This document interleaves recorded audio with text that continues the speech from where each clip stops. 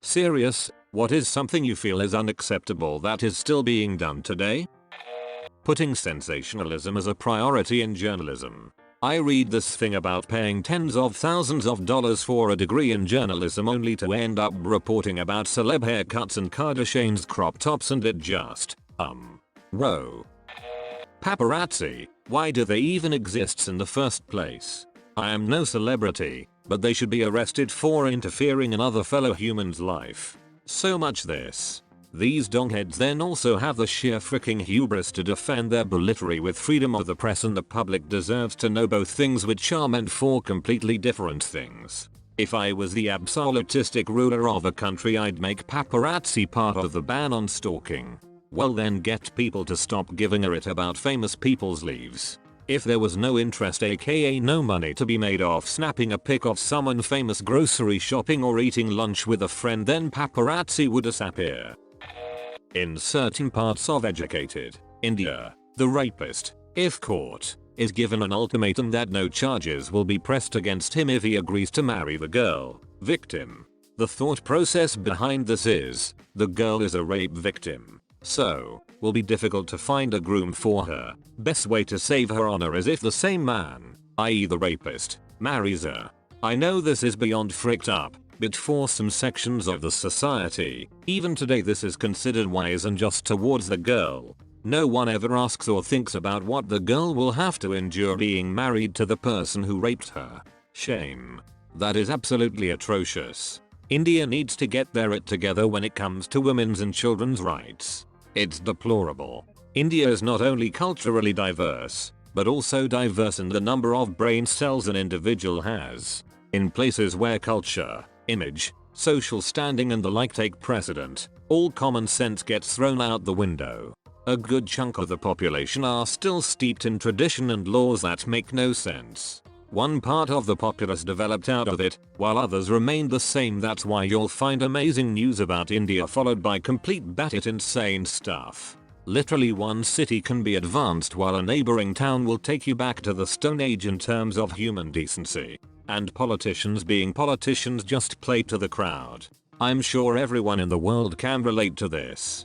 They don't care as long as they get your vote. Indians will be very patriotic if their cricket team is winning, but otherwise it's too much work to ask for change.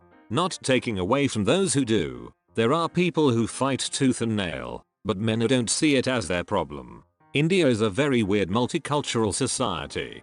In the cities, people are a lot more educated and open-minded and are equally horrified at what goes on in the more rural parts of India. It's just such a massive country with vast areas that are underdeveloped with poor education, which sadly can't be fixed overnight. Couple that with rampant corruption and poor governing in these rural areas and you have a recipe for disaster.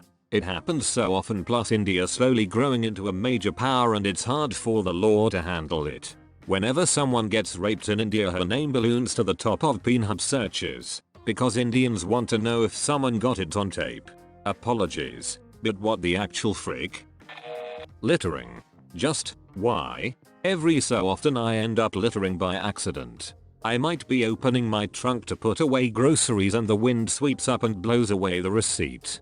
A second later it's blown 20 feet and is accelerating away from me, and I'm not about to abandon my kids in the car to run across a busy parking lot chasing a small piece of paper.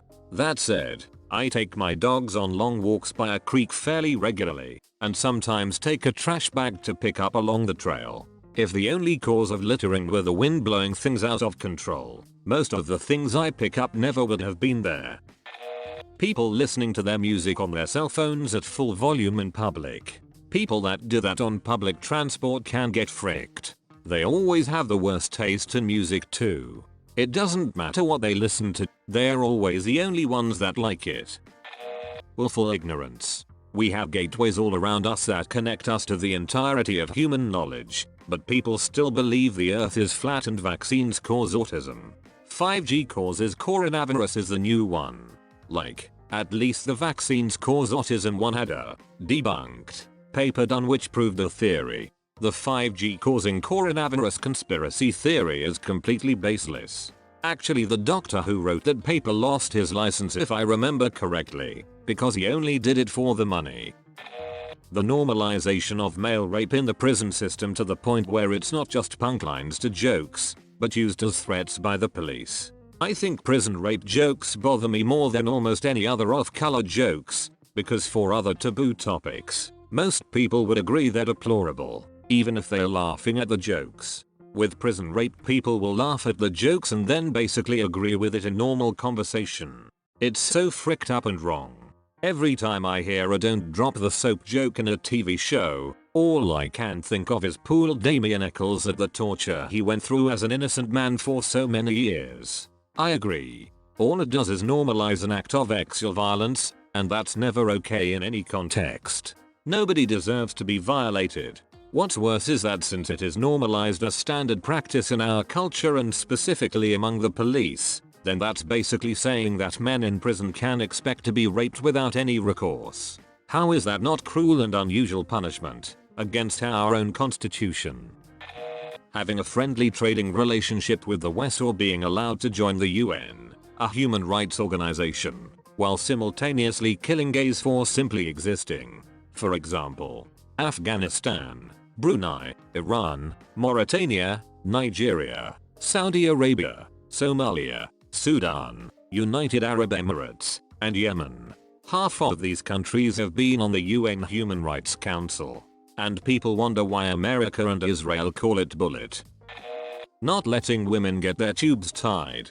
Seriously, it is so hard to find a doc that will do it unless you have more than 2 kids. If one of them is a boy and if not then it's 3. You are in a heterosexual relationship. You are over 35 or you had a hard labor giving birth to a child already. I am in the US, but I have heard it being difficult in a few other countries before as well. It is absolutely ridiculous. If we don't want kids, let us get tied. If we change our minds, there are thousands of kids available for adoption or there are several other ways. And having doctors try to hand wave away my wife's endo for freaking years, like pain is just part of being a woman. Or abruptly changing the only BC that gives a relief, because they're pretty much the same drug. Frick that noise. Women's healthcare in the US is a freaking it show, and I'm not even going to start on the death rates while giving birth. I say this to women everywhere. Whenever you tell a doctor about a problem you're having and request a test, and it's usually he, gives you the well actually runaround, ask him to record, in your chart, that he refused to perform the test and why, to provide you a physical copy. My wife does this all the time. They all change their tune. It really is. My mum only wanted a male doctor her whole life and she suffered with so many ailments. She was diagnosed bipolar and manic depression and given meds that never worked. They just kept saying she was fine and give her a new concoction of meds. Told her it was psychological and she needed to see a psychiatrist to get better. My mum kept saying it felt like something else, but nobody wanted to listen and just wrote her off as crazy. Finally got a female doc who got her tested for lupus the first visit and lo and behold, lupus. I'm glad your wife was finally able to get diagnosed properly. It's sad it took that much. I firmly believe this is why my grandmother died.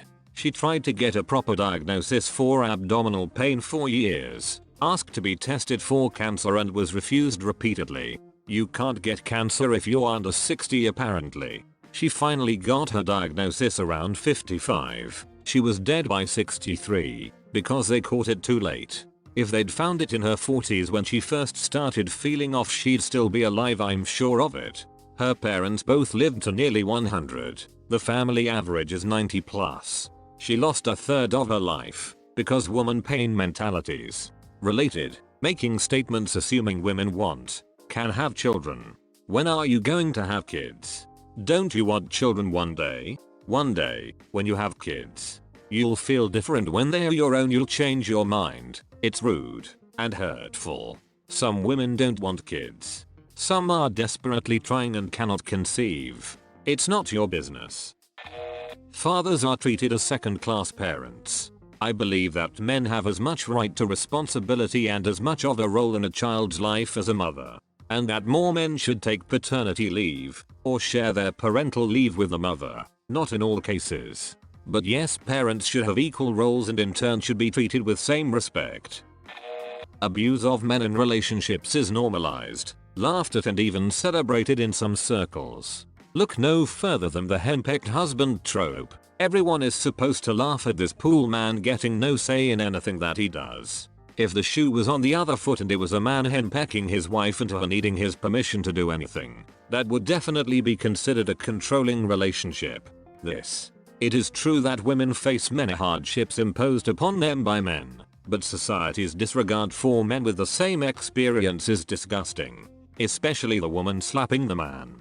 It is shown as heroic on the woman's part to express herself and stand up for herself when she slaps a man. It's even shown in movies as comic when a woman physically beats a man, and even then, the man only defends himself and must not attack, because then it would be physical assault. And the worst part is, I have myself found those scenes funny in the past.